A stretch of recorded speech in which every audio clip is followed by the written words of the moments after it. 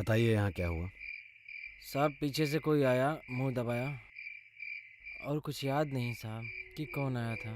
किसी को तो देखा होगा। नहीं साहब, किसी को नहीं देखे।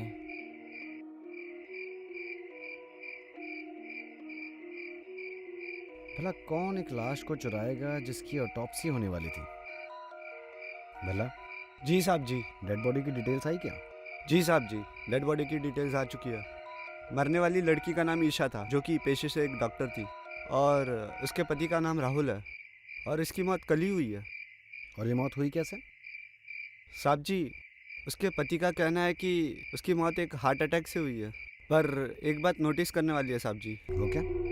बॉडी का कलर चेंज हो गया था मरने के बाद, इसीलिए उसका पोस्टमार्टम आज होना था।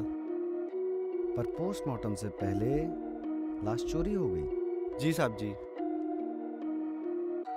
मतलब साफ है भला कोई नहीं चाहता था इस लाश का पोस्टमार्टम हो, वरना ये पता चल जाता ये नेचुरल डेथ नहीं बल्कि मर्डर है। जी साहब जी।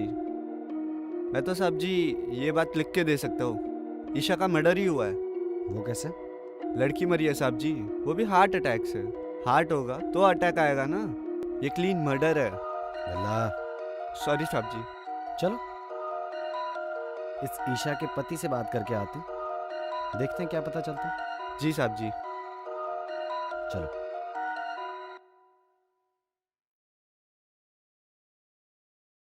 ये रिश्तेदार भी ना, बीवी मेरी मरी है, आ रहे हैं आ रहे हैं आ रहे हैं, साला परेशान कर दिया है। अब जाके थोड़ा फ्री हुआ हूँ तो सोचा चाय वाय पी ली जाए।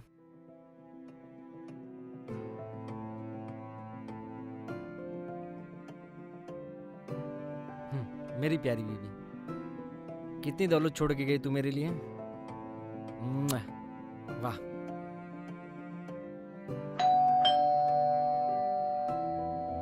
अभी फिर से कोई रिश्तेदार आया क्या? यार फिर से रोना पड़ेगा मुझे।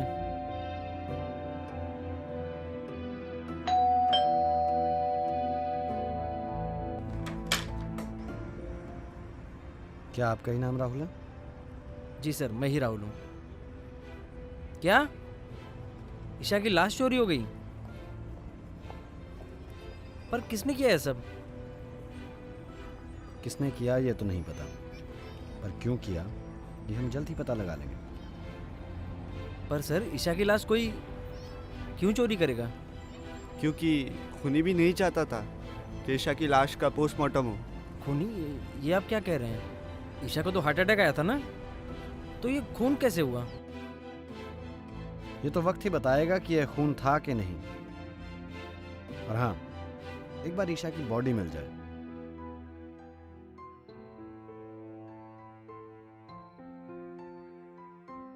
साहब जी, घर में कोई गुजर जाए तो हलक से एक निवाला नहीं उतरता, और आप गरम चाय की चुस्कियां ले रहे हैं। हाँ, वो मेरी थोड़ी तबीयत ठीक नहीं। नहीं नहीं, सबके अपने अपने फंडे हैं राहुल जी, कोई प्रॉब्लम नहीं। आप चाहे चाय पीजिए या कुछ भी, लेकिन हाँ, जब तक ईशा की बॉडी नहीं मिल जाती आप ये शहर छोड़कर नहीं जा सकते। हम चलते हैं, चलो भला।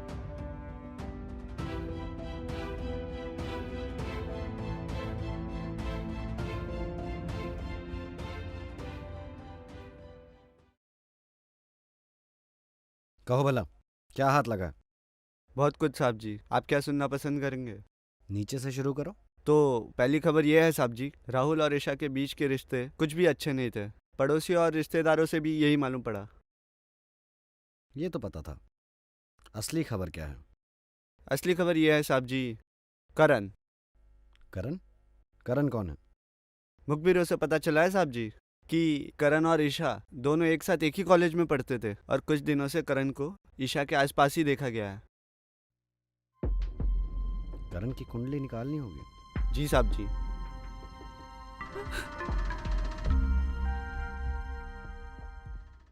क्या खबर है भला? कुछ पता चला करण का? कुछ नहीं साहब जी, कुछ पता नहीं चला। और आप ये करण को छोड़िए, ये देखिए। ये क्या है भला? आप खुद ही देख लीजिए सर जी।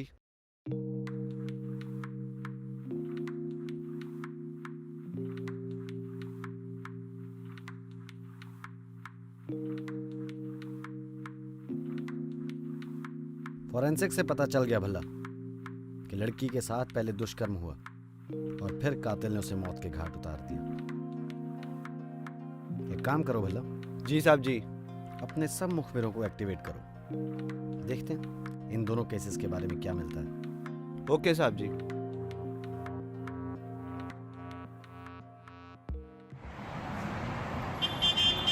क्या आप होश में तो हैं? आप कहना चाह रहे हैं कि मैंने मेरी बीवी को मार दिया? सही सुना तुमने। तुमने अपनी बीवी का कत्ल किया और उसके इल्जाम में हम तुम्हें गिरफ्तार करते हैं। सर, आप मेरी बीवी की लाश ढूंढने के बजाय ये कह रहे हैं कि मैंने मेरी बीवी को मारा है। ये क्या शक हुआ सर? शक नहीं कर रहे हैं, सबूत है हमारे पास। क्या सबूत है आपके पास?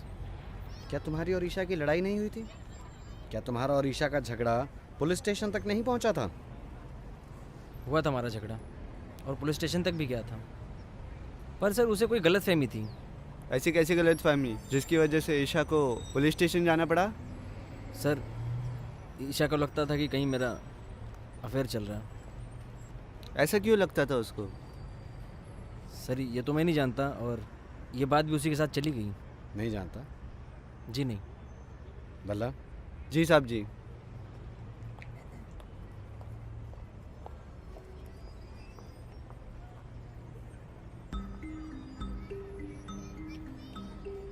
क्या है ये फिर? अपनी साली के साथ कबड्डी खेल रहे थे? सर, आप ये कैसे कह सकते हैं कि मैंने मेरी पत्नी का खून किया? आप उसकी बॉडी ढूंढने की जगह मुझ पे शक कर रहे हैं। ये तस्वीरें हमें ईशा के केबिन से मिली है, जिससे ये साफ साफ जाहिर होता है कि तुम्हारा अफेयर तुम्हारी साली के साथ था, जिसका पता तुम्हारी बीवी को लग गया। इसीलिए तुमने उसको TH16 का जहर देके मार दिया। अरे सर, मैंने जहर नहीं दिया। मैंने जहर नहीं दिया सर। क्या ये तस्वीरें झूठ बोल रही हैं? निशा का पोस्टमार्टम नहीं हुआ था, लेकिन उसके टिश्यूज का सैंपल ले लिया गया था, जिसमें साफ पता चला है कि उसको TH16 दिया गया, जिसकी वजह से उसको हार्ट अटैक आया। और कहीं तुम फंस ना जाओ, इस वजह से तुमने उसकी बॉडी को भी चुरा लिया। सर, मैं बॉडी क्यों चुराऊंगा? मैंने ना मेरी वाइफ को मारा, ना उसकी बॉडी चुराई। आपको जरूर कुछ गलतफहमी हुई है। अगर तुम किसी लड़की से मिले नहीं तो ये लिपस्टिक का दाग तुम्हारी शर्ट पे क्या कर रहा है? अरे यार, मैं ऑफिस जाता हूँ, हजारों लोगों से मिलता हूँ, कहीं से लग गया होगा यार। लड़ने की क्या बात है इसमें? अच्छा, काम तो मैं भी करती हूँ, पर ऐसा मेरे साथ तो नहीं होता है। तुम्हारी ना यही प्रॉब्लम है और दुनिया की हर औरत की यही प्रॉब्लम है। उन्हें सिर्फ लड़ना है, कोई भी मैटर मिले। लड़ना है तो लड़ना है, लड़ो।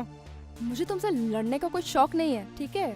और न ही अपनी नाक कटाने का। अरे ओ, ना मुझे कोई शौक है किसी की नाक काटने का, ना अपनी नाक कटवाने का, और ना ऐसी बहस करने का। दीदी, दीदी, क्या है अंजलि? दी आपको जीजू की बात मान लेनी चाहिए। इतनी छोटी सी बात पर आप। ये तुम कह रही हो? दीदी, लग गया होगा दांत कहीं से। आपको जीजू पर भरोसा नहीं है क्या? अंजलि, तुम जानती नहीं हो।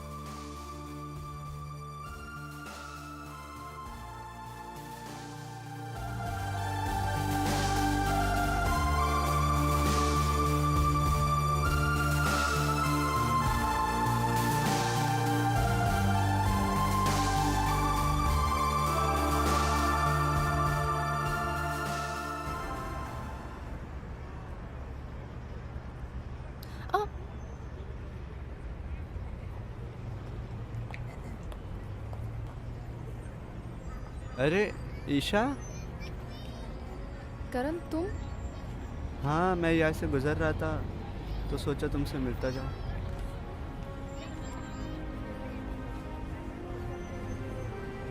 तुम कुछ परेशान नजर आ रही हो।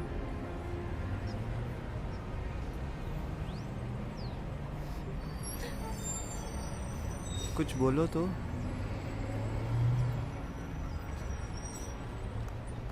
मेरे पति का किसी के साथ अफेयर है। तो अब तुम क्या करोगी?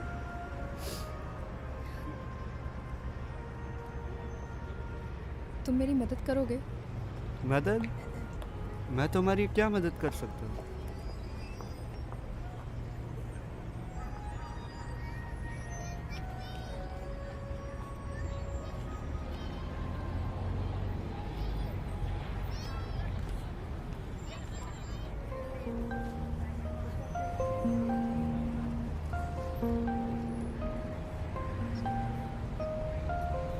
वैसे आज कितने वक्त बाद ये दो पल मिले हैं ना, तुम्हारे साथ सुकून से गुजारने के। हाँ, खुश तो हो ना? खुश तो मैं हूँ, पर सोचता हूँ कई बार कि अगर ईशा को पता चला तो क्या होगा। दीदी को कुछ पता नहीं चलेगा। पूछो क्यों? क्यों? क्योंकि आज मैंने लिपस्टिक ही नहीं लगाई है। हेलो, अरे कौन था वहाँ? हेलो, अरे रुको, हेलो, कौन है वहाँ? अरे किसी ने हमारी फोटो निकाली यार। मुझे डर लग रहा है। तुम डरो मत, कुछ करता हूँ मैं। हाँ, अभी के लिए चलो यहाँ से। आप तो सच बोलो। हाँ सर, मैं मानता हूँ कि मेरा अफेयर था मेरी साली के साथ, पर मैंने मेरी बीवी को नहीं मारा साहब। इसका फैसला अब कोर्ट करेगा। कोर्ट? भला जी साहब जी। लेके चलो इसे। चल सर मैंने नहीं मारा सर। चल। सर मैंने नहीं मारा। सर नहीं मारा अरे मैंने। चल।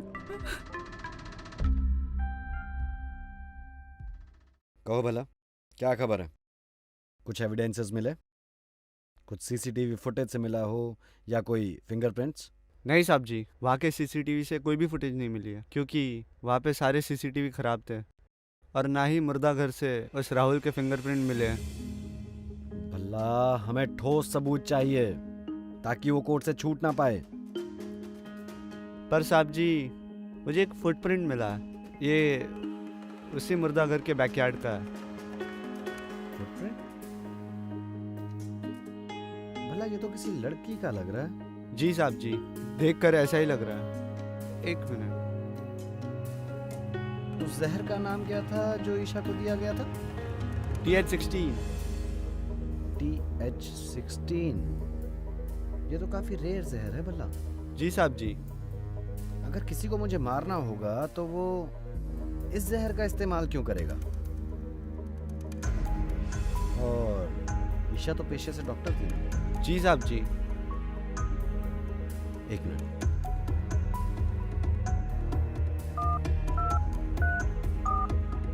हेलो जी, मुझे कुछ जानकारी चाहिए थी जी। अच्छा, ओके। एंटीडोट। Thank you. अब कहानी कुछ समझ में आ रही है भला। वो क्या साहब जी? किसी की जान खतरे में है। जान? किसकी? चलो मेरे साथ।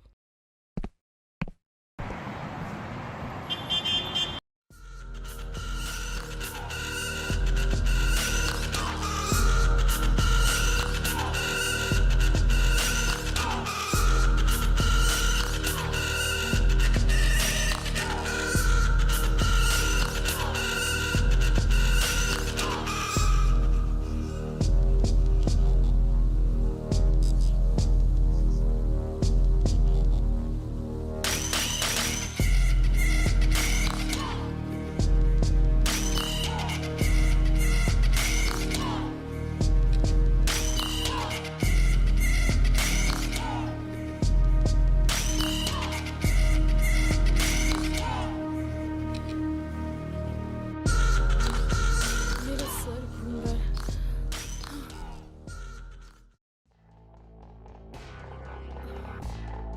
सर घूम रहा है मेरा बहुत।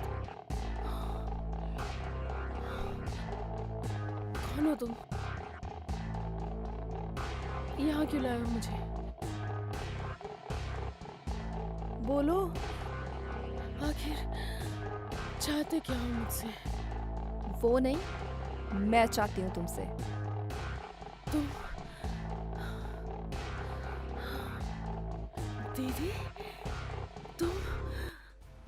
तुम जिंदा हो? हाँ, मैं जिंदा हूँ और मुझे चाहिए तुम्हारी मौत। मौत? क्यों दीदी, क्या हुआ? तुम मुझसे पूछ रही हो क्यों? तुमने जो मेरे साथ किया है ना, वो पराये भी नहीं करते हैं। मेरी बहन होकर मेरे पति के साथ। मुझसे गलती हो गई, मुझे बहुत बड़ी भूल हो गई थी। मुझे माफ कर दो प्लीज, मुझे माफ कर दो प्लीज, मुझे माफ कर दो ना प्लीज दी। नहीं, मेरी जिंदगी नर्क बनाने वाली मैं तुझे नहीं छोड़ूंगी।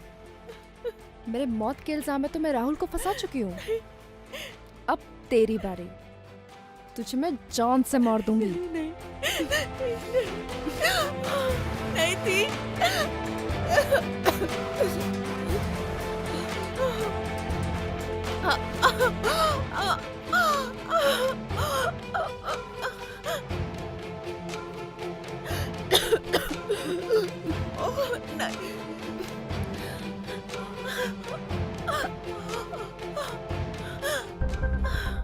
ठहरो।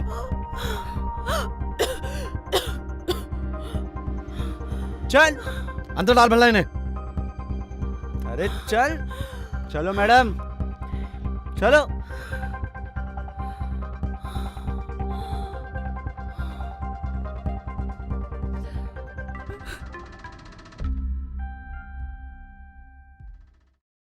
तो तुमने अपनी मौत का नाटक किया TH16 लेकर, ताकि लोगों को ऐसा लगे कि किसी ने तुम्हें पॉइजन दिया है।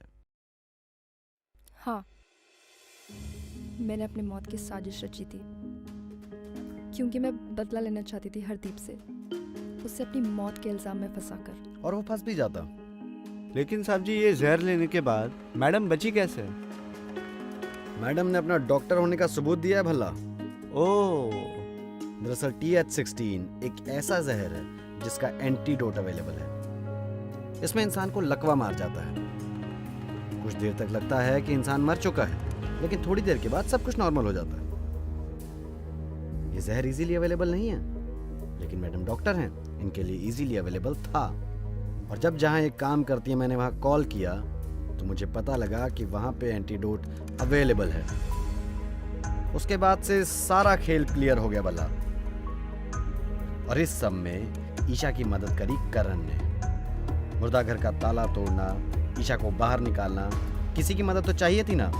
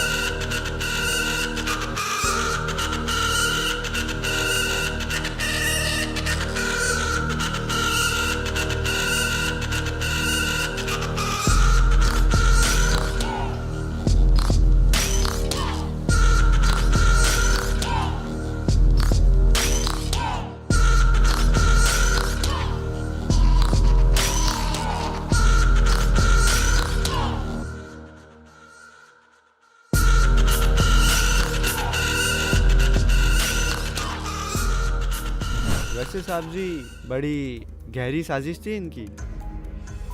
हाँ, और हम सफल हो जाते अगर हम ना होते तो। माना कि तुम्हारे साथ गलत हुआ। तुम्हारी बहन और तुम्हारे पति ने जो किया वो नहीं करना चाहिए था, मगर तुम कानून का सहारा ले सकती थी। पर तुम नफरत और बदले की आग में अंधी हो चुकी थी। अल्लाह, लेके जाओ इनको। चलो चलो।